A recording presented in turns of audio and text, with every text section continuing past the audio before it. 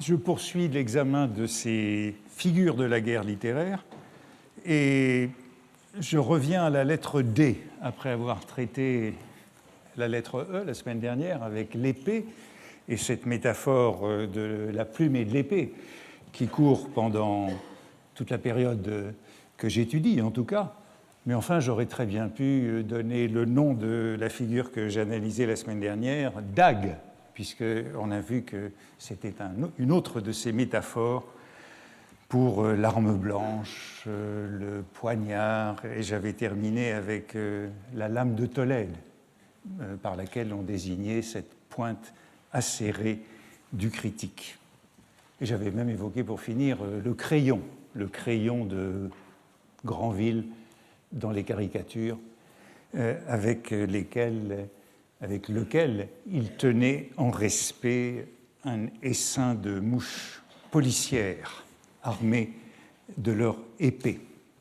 Donc la semaine dernière, nous examinions l'instrument symbolique de cette guerre ou de ce sport littéraire, de la littérature comme sport de combat, et je vous disais qu'on était véritablement au cœur du sujet.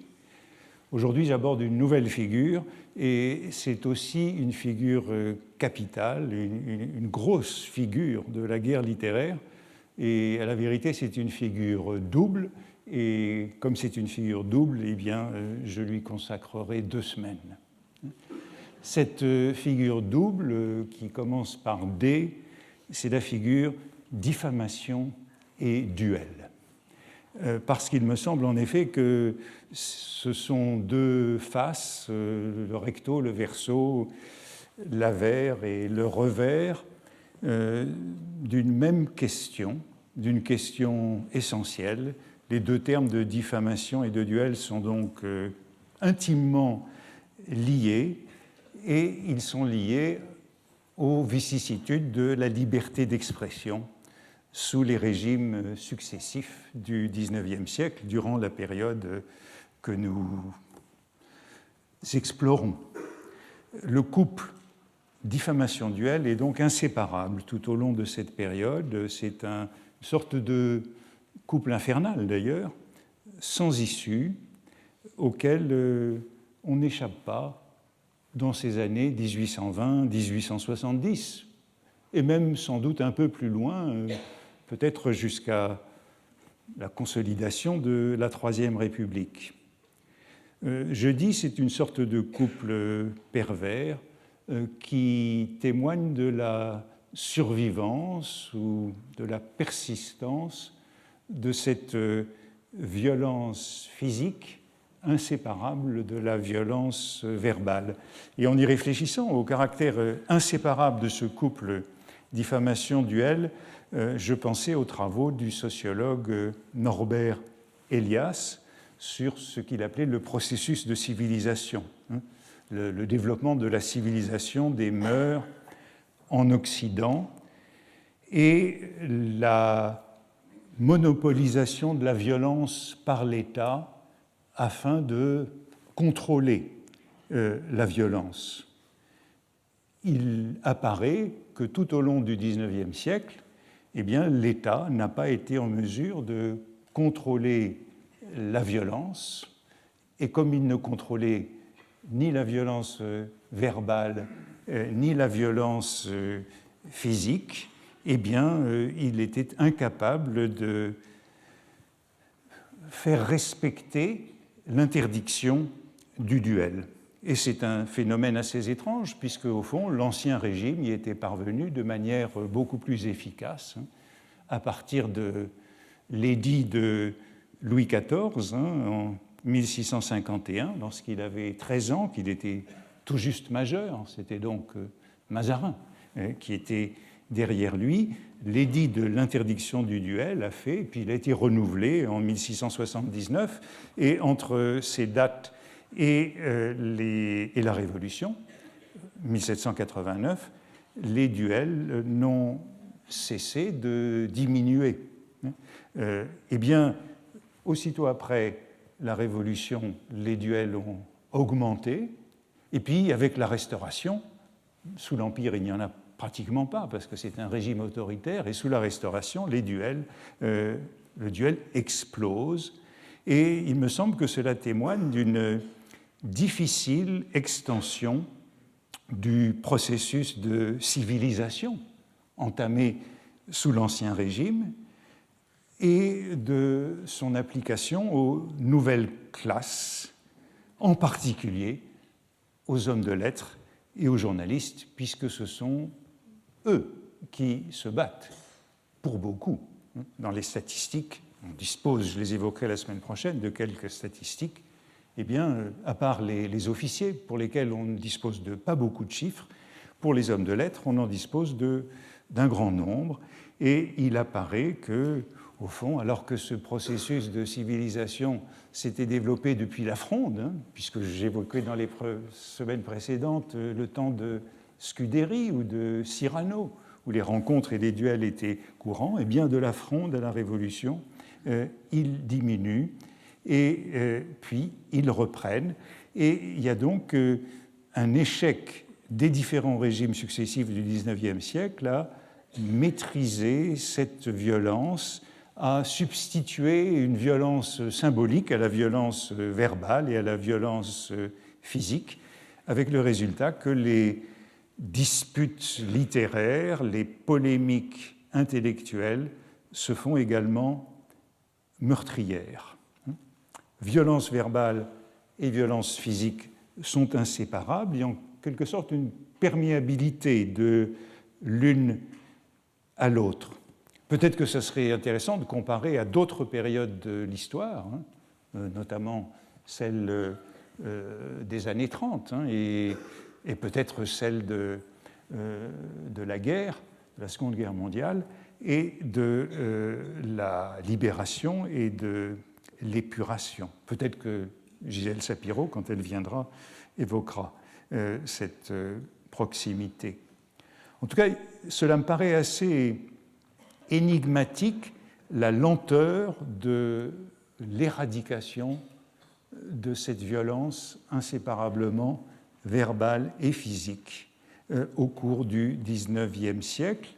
Et j'ai tendance à faire l'hypothèse que cette pacification des mœurs littéraires a été ralentie du fait de l'instabilité des régimes successifs qui eux-mêmes sont nés de la violence, de révolutions, de coups d'État qui manquent d'assises durables.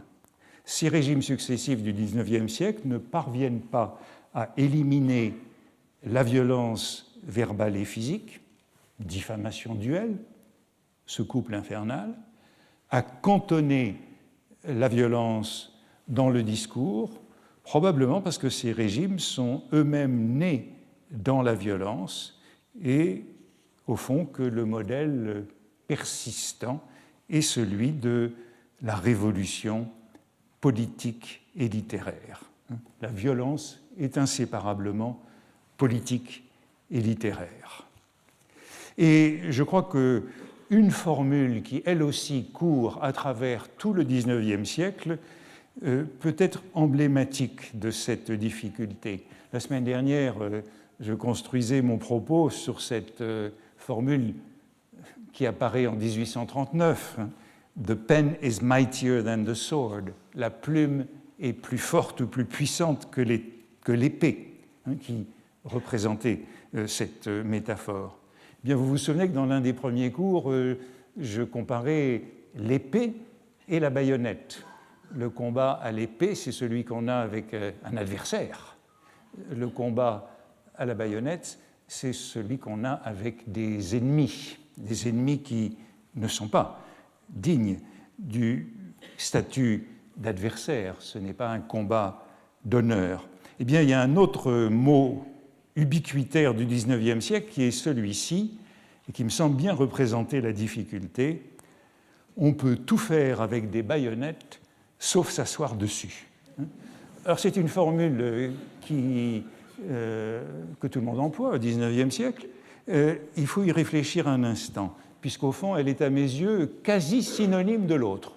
La plume est plus forte que l'épée. Je suis incapable de savoir qui l'a prononcée le premier parce qu'elle est attribuée à Talleyrand, à Napoléon, à Émile de Girardin, à Clémenceau et encore à d'autres. Je cite les principaux. Mais manifestement, c'est une critique d'un pouvoir qui est issu des baïonnettes et qui, comme tel, n'a pas la légitimité qui peut le rendre pérenne ou durable. Au fond, c'est un diagnostic du siècle et c'est intéressant de voir que ça court de Talleyrand à Clémenceau pour représenter tous les régimes. Évidemment, si cette formule a connu une telle fortune, je pense qu'elle est un peu oubliée aujourd'hui, c'est à rapprocher des mots de Mirabeau, version canonique des mots de Mirabeau après le serment du jeu de paume. Allez dire à ceux qui vous envoient que nous sommes ici par la volonté du peuple et que nous ne quitterons nos places que par la force des baïonnettes. Il y a toujours cette opposition entre les baïonnettes et la vox populi. Puis bien sûr, même si je n'ai pas la source de cette formule, c'est à rapprocher des mots qui sont souvent attribués à Napoléon et qui vont bien dans le sens de notre débat d'aujourd'hui. 4 journaux hostiles sont plus à craindre que 1000 baïonnettes. Là aussi, c'est un mot de Napoléon dont on ne sait pas très bien quelle est la source. Une autre formule est celle-ci. Je redoute 3 journaux plus que 100 000 baïonnettes. Donc ça devient hyperbolique, on passe de 1000 à 100 000 baïonnettes. La source, je ne la connais pas, mais il est possible que ce soit avant le 18 Fructidor, en 1797, après les victoires d'Arcole et de Rivoli, alors que les journaux parisiens sont hostiles à Bonaparte et qu'ils excitent ses troupes en Italie. Et on lit dans le mémorial « Ignore-t-il » c'est Napoléon qui rapporte ces propos « Ignore-t-il donc que nous sommes ici 100 000 baïonnettes, autant de témoins irrécusables ?» Donc c'est les baïonnettes qui remonteront à Paris. Et au fond, c'est ce qui explique à la fois la censure impériale, l'absence de diffamation et l'absence de duel durant le régime autoritaire de Napoléon. Et je crois qu'on peut observer justement cette corrélation tout au long du siècle. Là où il y a diffamation, il y a duel, et dès que le régime devient plus autoritaire, il n'y a ni diffamation ni duel, mais censure préalable. Alors c'est un mot qui, de manière ironique, est repris par le prince Napoléon. Le prince Napoléon, c'est Napoléon Jérôme Bonaparte,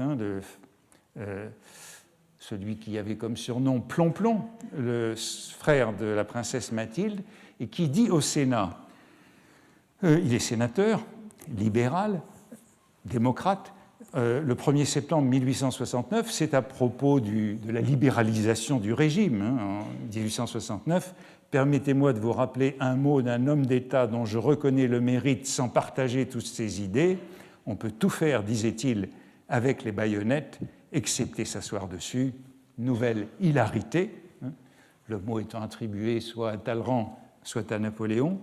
Eh bien, je crois qu'on peut tout faire avec le despotisme, excepté le faire durer. Donc le sens de la formule est bien clair. Le régime des baïonnettes est instable et le prince Napoléon est pour la libéralisation du régime impérial. Il y a donc une grande difficulté pour un régime, pour un pouvoir issu des baïonnettes, d'une révolution, d'un coup d'État, pour faire régner la paix civile, sinon par la dictature et par la censure. Et c'est un défi qui court tout au long du siècle, c'est celui de la liberté de la presse. Sans liberté, on n'a ni diffamation ni duel. Dès qu'il y a un peu de liberté, la diffamation et le duel augmentent sans que le pouvoir réussisse à les contrôler. C'est un peu ce qui arrive, c'est la leçon des révolutions. C'est un petit peu ce que, ailleurs, j'avais appelé le théorème de Thibaudet, du nom d'Albert Thibaudet. Albert Thibaudet qui fait valoir que dans la culture politique française, comment dire, on n'a jamais su assurer la séparation des pouvoirs. Et le seul contre-pouvoir, c'est la littérature. Avance Albert Thibaudet, la littérature a assuré le contre-pouvoir. Bon, c'est Chateaubriand sous la Restauration. Je citais il y a quelques séances le mot de Jules Janin qui disait l'opposition, c'était la grande route avant 1830 et les journaux, la presse en général, c'est-à-dire les journaux et l'imprimé, le livre, ont eu cette fonction d'équilibrer le pouvoir, d'être le seul contre-pouvoir possible. C'est ce qu'on a vu avec les petits journaux, notamment, sous la Restauration, sous la monarchie de Juillet, sous le Second Empire. Et puis, c'est le grand moment de la caricature entre 1830 et 1835. Au fond, ce sport littéraire qu'on peut évoquer, c'est ce jeu de cache-cache ou de chat et de souris entre les écrivains et le pouvoir, les censeurs, la police. Alors pourquoi est-ce que j'utilise le mot de diffamation ? C'est un mot nouveau, en vérité. C'est un mot qui apparaît, c'est pourquoi c'est à lui que je m'attache, c'est un mot qui apparaît en 1819, justement. Et ce qui est le début de la période que je cherche à analyser. Je vous rappelle les termes de la Charte, lorsque, en 1814, la Restauration commence. L'article 8 de la Charte, les Français ont le droit de publier et de faire imprimer leurs opinions en se conformant aux lois qui doivent réprimer les abus de cette liberté. Donc, contrairement à l'Empire, la Restauration annonce qu'il n'y aura pas de censure préalable. On peut publier, faire imprimer tout, et c'est donc la répression si on abuse de cette liberté, mais c'est le couple de toujours, prévention-répression, il n'y a plus de prévention, et on est réprimé pour abus des lois en vigueur. Ça, c'est au printemps de 1814, mais la censure est immédiatement restaurée par la loi du 21 octobre 1814 relative à la liberté de la presse. Et il faut rappeler ici que presse, c'est l'imprimerie, tout ce qui est imprimé, ce n'est pas seulement les journaux, c'est toute publication par la presse. Et la loi du 21 octobre 1814 dit dans son article 1 « Tout écrit de plus de 20 feuilles d'impression pourra être publié librement. » Article 3 « Les écrits de 20 feuilles et au-dessous seront sujets à l'examen ou à la censure préalable. » Donc, en dessous de 20 feuilles, censure préalable. Il faut rappeler ce que c'est qu'une feuille. Une feuille, c'est une feuille d'imprimerie. Une feuille d'imprimerie, si on est dans un format in octavo, de livre courant, ça veut dire 16 pages. Donc c'est au-delà de 320 pages. Et on pense à ce moment-là qu'un livre qui a plus de 320 pages, personne ne le lit. Donc un livre de plus de 320 pages n'est pas soumis à la censure préalable, mais tout ce qui est en dessous de 320 pages est soumis à la censure préalable. Et l'ordonnance du 24 octobre qui suit nomme les censeurs.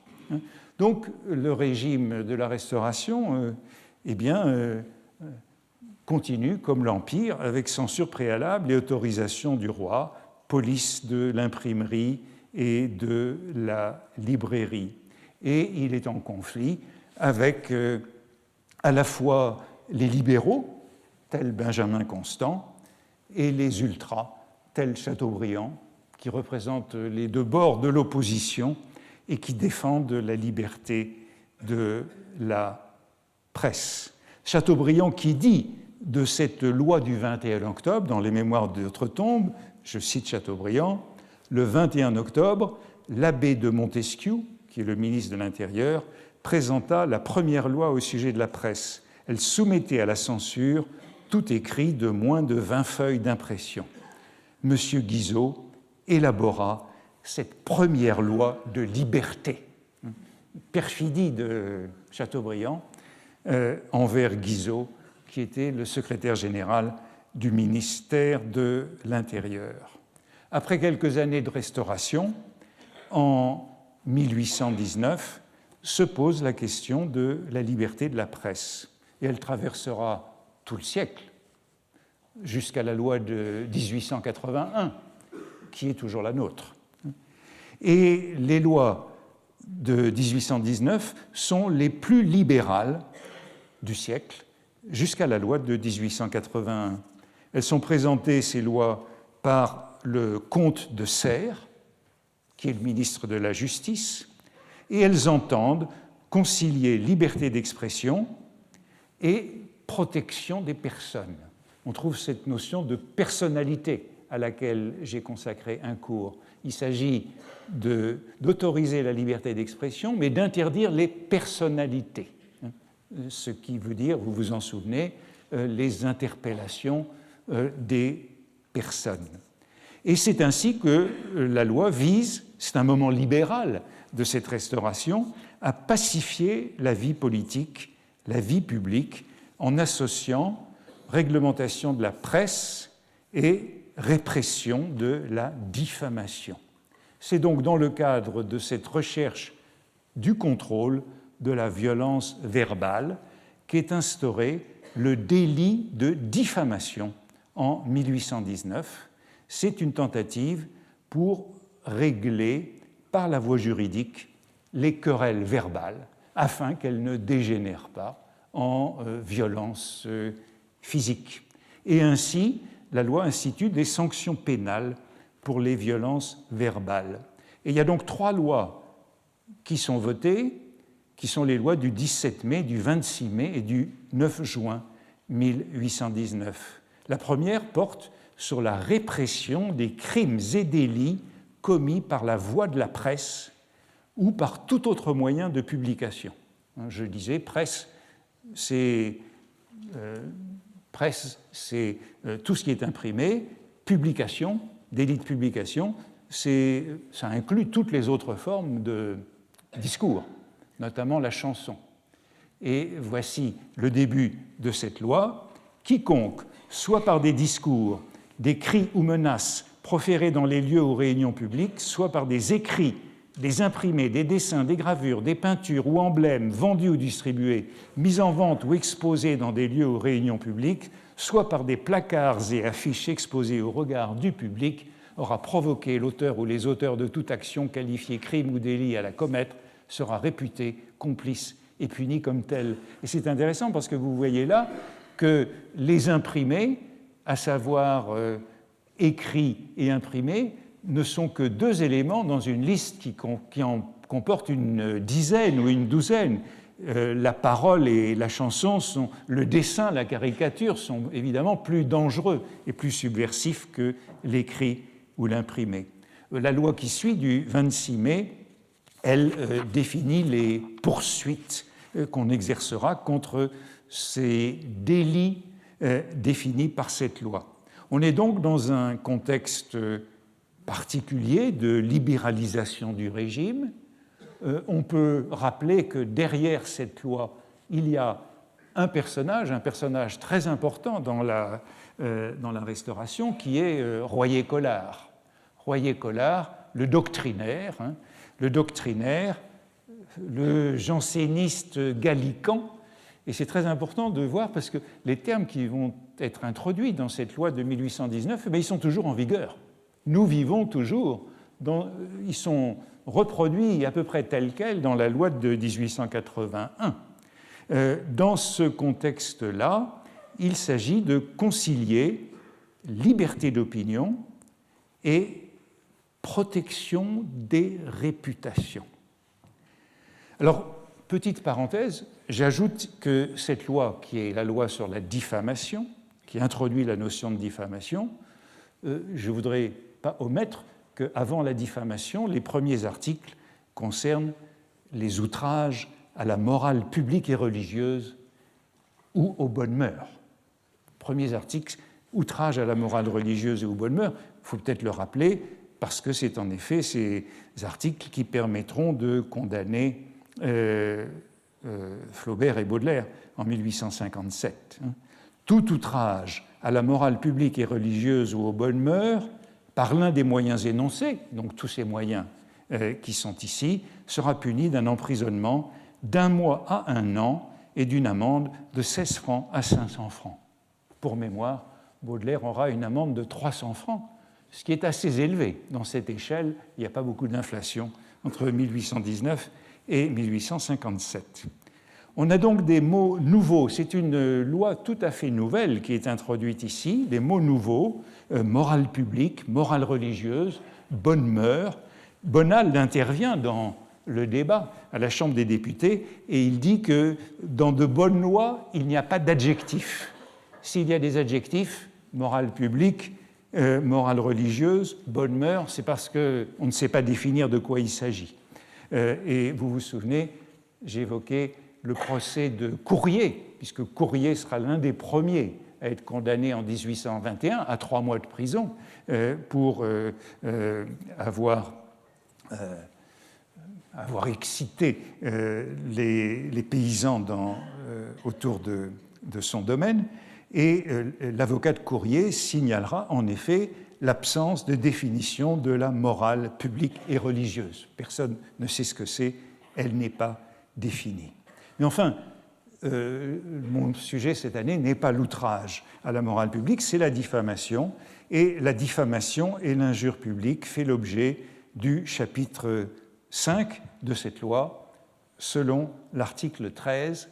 Ah, je vous rappelais que l'image que je vous montrais la semaine dernière de Granville, l'ordre public règne aussi à Paris, où on voit le sergent de ville qui a fait tomber celui dont on voit les pieds sur la gauche, qui l'a fait tomber du tabouret ou de la chaise sur laquelle il s'était probablement élevé pour haranguer la foule. Donc on le voit, le discours public est évidemment beaucoup plus dangereux que les écrits ou les imprimés. Mais voici la définition de la diffamation en 1819.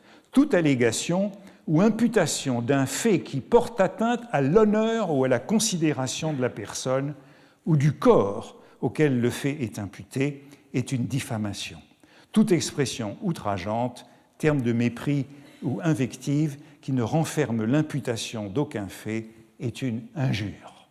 Donc la diffamation, elle est une notion juridique tout à fait nouvelle en 1819.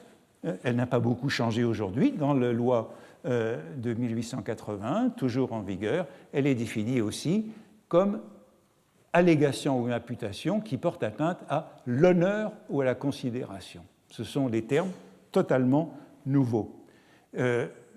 La diffamation, qui existe donc dans la législation française depuis 1819, remplace la notion de calomnie qui existait jusque-là et qui figurait dans le Code pénal napoléonien de 1810. C'est une distinction très importante, je l'ai dit. La diffamation se substitue depuis lors à la calomnie. Voici ce que disait le Code pénal de 1810, Code napoléonien, article 367, sera coupable du délit de calomnie celui qui, soit dans des lieux ou réunions publiques, soit dans un acte authentique et public, soit dans un écrit imprimé ou non, qui aura été affiché, vendu ou distribué. Vous voyez qu'on reprend toutes ces conditions où l'écrit imprimé n'est qu'un élément, aura imputé à un individu quelconque des faits qui, s'ils existaient, exposeraient celui contre lequel ils sont articulés à des poursuites criminelles ou correctionnelles, ou même l'exposeraient seulement au mépris ou à la haine des citoyens. Donc la calomnie, elle est liée à... elle n'est pas liée aussi explicitement à des à des faits. Il n'y a pas la notion de fait, il n'y a pas la notion d'honneur et de considération. Et sans doute faut-il ajouter que dans ce code pénal, autre notion tout à fait fondamentale, dans le code pénal de 1810, comme dans la loi de 1819, il y a peu d'échappatoires parce que ces textes excluent que l'on puisse apporter la preuve des faits avancés. Aussi bien dans le cas de la calomnie que de la diffamation, la preuve est exclue. L'article suivant du Code pénal de 1810 dit « est réputée fausse toute imputation à l'appui de laquelle la preuve légale n'est point rapportée ». Autrement dit, même si un fait est notoire, c'est une calomnie parce qu'il n'y a pas de preuve légale. Il n'y a pas d'acte légal authentique de jugement. La calomnie, alors pourquoi est-on passé de la calomnie à la diffamation en 1819 ? C'est très intéressant. C'est parce que la notion courante de calomnie implique le mensonge.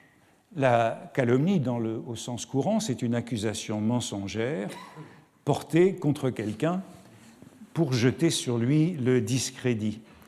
Ce n'est pas le cas de la diffamation, parce que dans la diffamation, le fait imputé ou allégué peut être indifféremment vrai ou faux. Et c'est un grand changement entre le Code de 1810 et la loi de 1819, et voici l'exposé des motifs du comte de Serres, ministre de la Justice à la Chambre des députés.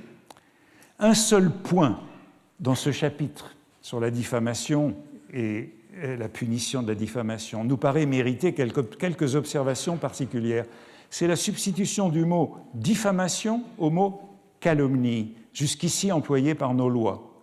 Les motifs qui nous y ont déterminés sont simples. Le terme de calomnie, dans son sens vulgaire, qu'il est impossible d'effacer de l'esprit des hommes, emporte avec soi l'idée de la fausseté des faits imputés. Une publication n'est donc réellement calomnieuse que lorsque les faits qu'elle contient sont faux. Cependant, tous les législateurs ont senti qu'il était impossible d'autoriser tout individu à publier sur le compte d'un autre des faits dont la publication causerait à ce dernier un dommage réel. Fût-il d'ailleurs vrai. Voilà la grande différence. On pourrait dire que je parle d'un moment historique qui est assez éloigné du nôtre, mais vous pouvez observer que dans l'actualité, la distinction entre calomnie et diffamation est tout à fait pertinente et que la plupart de ceux qui veulent se défendre utilisent le mot calomnie aujourd'hui, qui n'a aucun sens juridique. Et ils prennent garde de ne pas employer diffamation ou injure, qui a un sens juridique. Donc, voici ce que disait le comte de Serres, on passe à la diffamation, ça veut dire que le fait allégué peut aussi bien être vrai que faux. Ce n'est pas pertinent. Et il continuait, la diffamation n'implique pas nécessairement la fausseté des faits, elle dénote seulement, d'une part, l'intention de nuire, de l'autre, le dommage causé.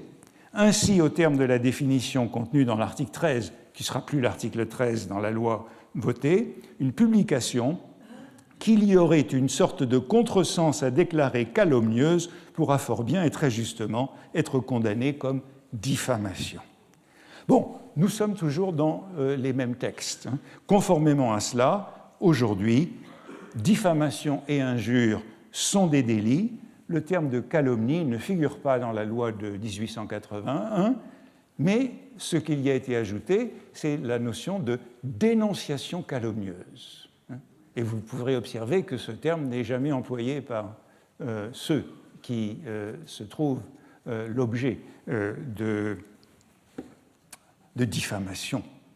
La dénonciation calomnieuse est beaucoup plus clairement définie que la calomnie. Vous voyez que tout ce qu'on doit à Royer-Collard. Nous devons tout cela à Royer-Collard, hein. Janséniste et gallican. Il y a quelque chose de très, j'y reviendrai, de très chrétien dans cette notion de diffamation. Un commentateur contemporain dit ceci. C'est une citation très claire, à mon avis, sur la distinction des deux systèmes. Il y a deux systèmes. L'un consiste à ne punir que la calomnie et par suite à admettre l'auteur d'une imputation offensante à la preuve du fait qu'il allègue en lui promettant l'impunité s'il établit que ce fait est véritable. Donc, il y a un système où celui qui est prévenu de calomnie peut apporter la preuve de la vérité du fait. Ce n'est pas le système français. Dans l'autre système, toute imputation, vraie ou fausse, qui porte atteinte à l'honneur ou à la considération d'autrui, est réputée coupable aux yeux de la loi et par une conséquence logique mais sévère, toute preuve en cette matière est interdite. C'est donc le second système qui a été choisi en 1819 et dans lequel nous sommes toujours. Quand quelqu'un est accusé de diffamation, vous ne pouvez pas apporter la preuve que ce que vous dites est vrai. Nous sommes dans... Oui, encore une fois, je parle du passé, de 1819, mais c'est tout près de ce qu'on appelle aujourd'hui les faits alternatifs, hein, ou les nouvelles fallacieuses, et la difficulté qu'il peut y avoir à se défaire de ces nouvelles fallacieuses ou de ces faits alternatifs. Alors, il y a beaucoup de discussions en 1819 à la Chambre sur l'impossibilité d'apporter la preuve. Parce que, au fond, la personne calomniée, si la preuve n'a pas besoin d'être apportée, eh bien, elle ne sera jamais totalement blanchie, puisque le jugement ne tranchera pas. Mais ce qui l'emporte, aux yeux de Royer-Collard et de Serres, qui sont complices doctrinaires, ce qui l'emporte, c'est la crainte d'exposer la victime d'une calomnie à une enquête qui, au fond, trouvera toujours quelque chose, puisqu'après tout, nous sommes tous coupables. Donc, il s'agit de protéger la vie privée, de ne pas exposer les personnes, et du coup, impossibilité d'apporter la preuve de l'authenticité du fait que l'on impute. Si la preuve était possible, alors ça serait une arène ouverte à la médisance. Il y a une page intéressante de Stendhal qui évoque ce problème. C'est au début de Racine et Shakespeare, seconde version de Racine et Shakespeare en 1825. Vous voyez qu'on est juste après ce moment, après cette loi. Et si vous vous souvenez de Racine et Shakespeare, Stendhal se décide à invectiver l'Académie française après un discours qui a été tenu contre le romantisme et en faveur du classicisme. Et il évoque les réticences qu'il a à parler, puisqu'il va, au fond, faire des personnalités en accusant l'Académie française. Et il dit c'est américain tout cela.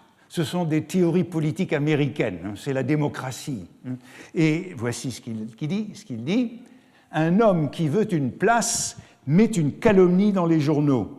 Vous la réfutez par un modeste exposé des faits. Il jure de nouveau que sa calomnie est la vérité et signe hardiment sa lettre, car en fait de délicatesse et de fleurs de réputation, qu'a-t-il à perdre? Vous voyez, c'est l'image du calomniateur qui est un opportuniste, un populiste, dirions-nous. Qu'a-t-il à perdre? Il vous somme de signer votre réponse. Là commence l'embarras, vous aurez beau donner des raisons péremptoires, il vous répondra. Il faudra donc encore écrire et signer, et peu à peu, vous vous trouverez dans la boue. le public s'obstinera à vous voir à côté de votre adversaire. Donc si l'on donne la possibilité au calomniateur d'offrir la preuve, eh bien le calomnié, quelle que soit la vérité ou la fausseté du fait, est peu à peu traîné dans la boue et se trouve réduit au niveau du calomniateur. C'est ça qui explique l'interdiction d'apporter la preuve. Je trouvais un autre cas intéressant, c'est une formulation de Verlaine. Bon, par ailleurs, je suis en train de préparer quelque chose que je dois faire sur Rimbaud, et je lisais autour de Rimbaud, et je tombais sur cette phrase de Verlaine. C'est Verlaine qui écrit à son ami Lepelletier. Il est à Londres, en compagnie de Rimbaud, et il voudrait faire taire les rumeurs qui courent à Paris sur son compte, les diffamations. Il est diffamé à Paris. Et il écrit à Lepelletier « Mon cas avec Rimbaud ». Et l'emploi du mot « cas » est bien dans le vocabulaire judiciaire. « Mon cas avec Rimbaud est très curieux également et légalement. Je nous analyserai aussi dans ce livre très prochain, et rira bien qui rira le dernier. À ce propos, la preuve en matière de diffamation est admise maintenant en France, je crois. Donc on est en 1872, sous un nouveau régime, et on se demande si on pourra apporter la preuve dans les affaires de diffamation. Malheureusement, Verlaine pourra attendre longtemps. À ce moment-là, les preuves qu'il voudrait apporter, ce sont des preuves qui viendraient d'examens médicaux et qui contrediraient l'imputation.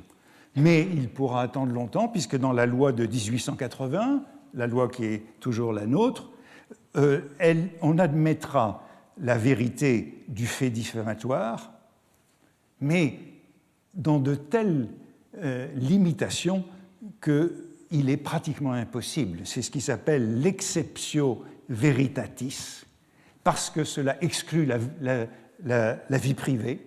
On ne peut pas évoquer la vie privée dans les cas de diffamation. Cela exclut les faits anciens de plus de 10 ans, les faits amnistiés, les faits prescrits, etc. Autrement dit, on ne peut, lorsque l'on est diffamé ou diffamateur, à peu près jamais apporter la preuve. Selon un commentateur de 1844, donc sous la monarchie de Juillet, je le cite, « La diffamation ne divulgue quelquefois que des faits vrais.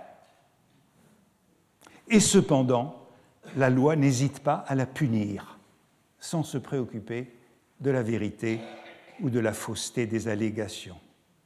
Veritas convicii non excusat. Plus il y a de vérité dans un écrit, plus cet écrit est un libelle. »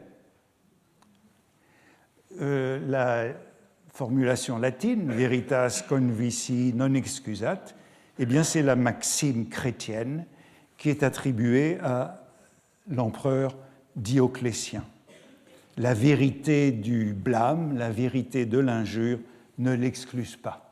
Et c'est pourquoi je disais qu'on a bien une maxime chrétienne au fond de cette notion de diffamation dans la loi française. La diffamation ne peut pas être excusée par la preuve des faits. À l'opposé d'un adage qui dirait veritas convicii excusat, où la preuve de la vérité des imputations fait disparaître le délit. Alors je cherchais un exemple à vous donner et je trouvais un joli exemple de poursuite. C'est un exemple célèbre en 1811. On est donc dans le code pénal de 1810 qui punit la calomnie mais qui n'admet pas davantage la preuve. La législation française n'a jamais toléré la preuve. Et l'exemple est intéressant parce que voici le cas. X suspecte Y de contrefaçon ou de plagiat. c'est un domaine où la contrefaçon et le plagiat sont courants, ce sont des atlas de géographie. Donc X, qui est en fait l'éditeur d'Antu, suspecte un autre géographe, Maltebrun, de l'avoir plagié, d'avoir plagié ses atlas. Et il publie une brochure contre Y. Donc X suspecte Y de plagiat et publie une brochure contre Y. Y poursuit X pour calomnie. X riposte en accusant Y de plagiat. Ce sont donc des plaintes connexes et inséparables, dit la justice, et voilà le plaidoyer du substitut du procureur impérial. La diffamation, pardon, ça c'était la citation que je faisais avant, le sieur Maltebrun, le géographe accusé de plagiat, le sieur Maltebrun dénonce comme diffamatoires les imputations de plagiat, de contrefaçon et des épithètes injurieuses, que si le dit sieur Maltebrun n'était ni plagiaire ni contrefacteur, seraient incontestablement des faits calomnieux, mais qui, dans le cas contraire, ne seraient que de dures vérités. Cette plainte en calomnie est donc subordonnée à la plainte en contrefaçon. Le résultat, c'est que le procureur impérial dira qu'en matière d'atlas de géographie, c'est difficile de ne pas contrefaire, et que tous deux seront renvoyés de leurs plaintes, plainte de contrefaçon et plainte de calomnie.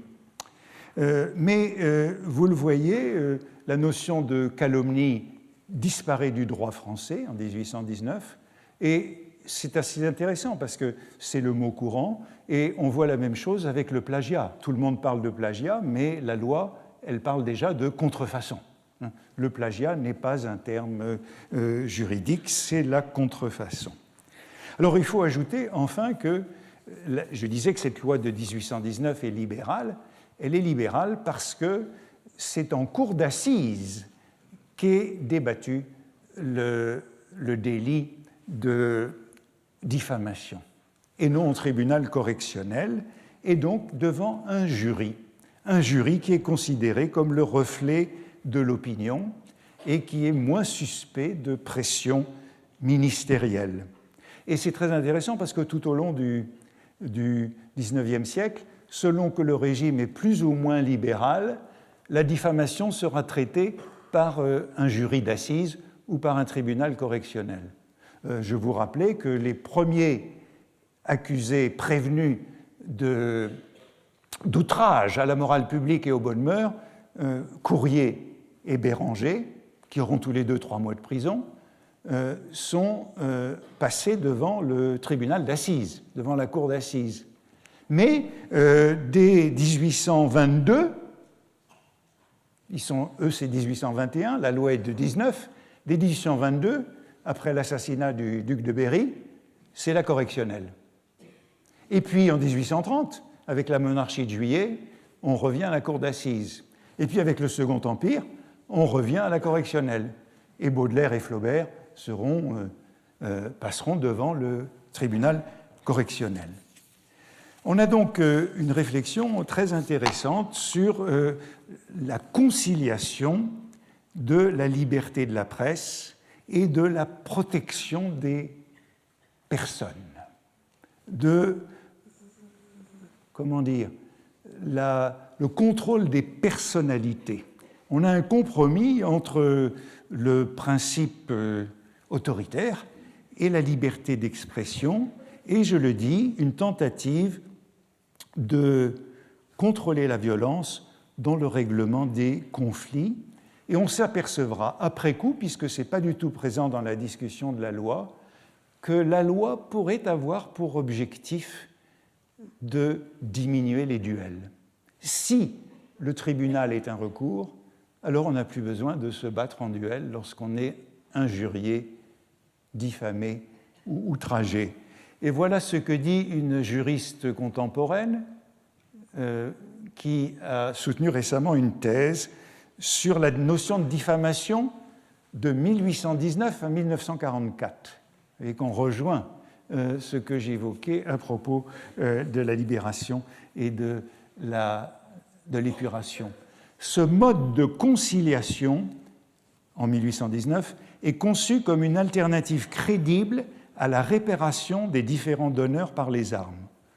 Moi, je dirais moins est conçu parce que je crois qu'on s'en est aperçu après coup. Ce n'était pas présent dans la discussion. La monarchie restaurée est confrontée à une situation complexe qui lui commande d'agir dans l'urgence. Il lui fallait assurer une protection à ses représentants devant les menaces de représailles armées auxquelles les affaires d'honneur ne pouvaient manquer de conduire. Car dans les circonstances d'alors, le duel, acte par excellence privé, paraît être, pour les opposants au régime, le moyen de se rendre soi-même justice sans avoir recours aux instances d'État.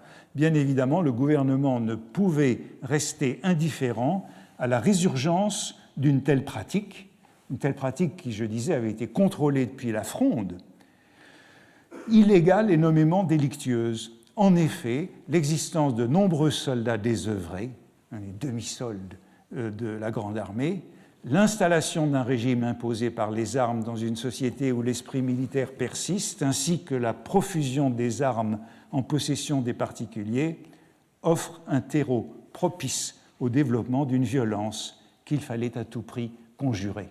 Et vous voyez bien tous les facteurs qui sont là, comment nous sommes dans l'après-coup de 1815. Ces armes qui traînent, ces demi-soldes, et ces opposants qui ne veulent pas passer par la justice d'État, par les instances de l'État. Donc, ces lois sur la diffamation, c'est pour ça que je disais que c'est comme l'avers et le revers de la médaille, c'est un couple inséparable. Ces lois de 1819 qui créent le délit de diffamation sont exactement contemporaines d'une réflexion sur une législation qui interdirait le duel. Et c'est bien une entreprise de pacification de la vie publique qui vise à trouver un substitut au duel pour régler les conflits d'honneur et de considération. Mais je le disais, moins d'un an après le vote de cette loi de 1819, c'est l'assassinat du duc de Berry et dès mars 1820, l'autorisation préalable est restaurée et les lois vont se durcir jusqu'à la fin de la Restauration. En tout cas, ce qu'on voit bien en jeu ici, c'est cette dialectique de la prévention et de la répression qui fait que moins il y a de prévention, moins il y a de censure administrative préalable, plus il y a de délits de diffamation et de duel. Et le choix de la voie répressive en 1819 sera de très courte durée puisque le régime viendra très vite à la voie préventive. Et en plus, n'oublions pas que le délit de diffamation, et comme on peut en voir de nombreux exemples dans les années qui suivront, le délit de diffamation sera souvent utilisé par le régime pour traiter quelque chose comme un délit d'opinion. C'est le cas notamment dans des pamphlets de courrier. Est-ce de la diffamation ou plutôt un délit d'opinion? On pourra le voir aussi dans un cas que j'évoquerai peut-être. Lorsque Félix Pyat est envoyé en prison par Jules Janin, c'est tout autant un délit d'opinion qu'un délit de diffamation.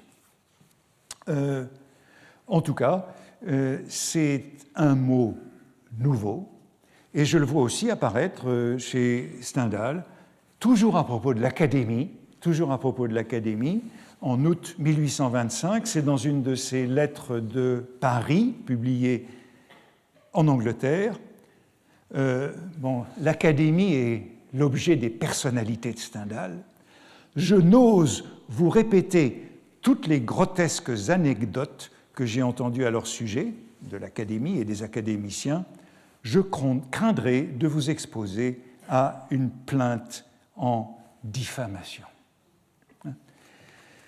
Alors, le rapport avec le duel, mais je vois que le temps passe et que je n'avance pas très vite, le rapport avec le duel est évidemment très circonstanciel, puisque au printemps de 1819, au moment où ces lois sur la presse et sur la diffamation sont votées, eh bien, il y a une tentative, par ailleurs, à la Chambre des députés, de réglementer le duel. Il n'y avait plus eu de duel depuis l'Empire.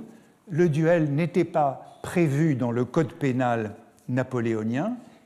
Le duel avait été abordé et interdit par les édits de l'Ancien Régime, mais tous les édits de l'Ancien Régime sont tombés avec la Révolution, et depuis la Révolution, on n'a jamais plus parlé du duel. Donc le duel est réapparu et s'est multiplié à partir de 1815, mais il n'y avait aucune législation. Voilà ce que dit un texte de théorie du code pénal de la monarchie de Juillet. Aucune action judiciaire ne fut intentée sous l'Empire pour cause de duel, et en particulier parce qu'il y en avait peu. La réaction morale qui suivit la Restauration fit naître pour la première fois la pensée de l'incriminé. Des poursuites eurent lieu et plusieurs cours royales admirent que l'homicide, les coups et les blessures qui avaient été la suite d'un duel n'étaient point affranchis de l'application de la loi pénale. Mais provoqués par ces décisions qu'ils annulèrent successivement, 11 arrêts de la Chambre criminelle et des chambres réunies de la Cour de cassation établirent comme un invariable principe que la loi pénale étant muette sur le duel ne pouvait être appliquée à l'homicide et aux blessures qui en sont le résultat. La jurisprudence n'éprouvera plus aucune fluctuation et l'interprétation de la loi fut fixée. Autrement dit, sous la Restauration, si l'on blessait ou tuait un adversaire en duel, même si on était poursuivi dans une cour royale, la Cour de cassation cassait la condamnation. Le texte poursuit. Cette interprétation fut adoptée par les chambres législatives et par le gouvernement. Elle passa, pour ainsi dire, en loi. Ainsi, dès le 31 janvier 1818, la Cour des pairs rejetait la plainte formée contre un père par la dame de Saint-Maurice, je crois qu'on avait tué son fils ou son mari dans un duel, en se fondant sur ce que le duel ne constituait ni crime ni délit. En 1819, la Chambre des députés accueillait une proposition de M. Clausel de Couzergues qui demandait que le roi fut supplié de présenter une loi qui suppléât à la lacune de la législation. Eh bien, donc en 1819, on voudrait une loi qui interdise le duel. Cette loi ne sera jamais votée, il n'y en aura jamais.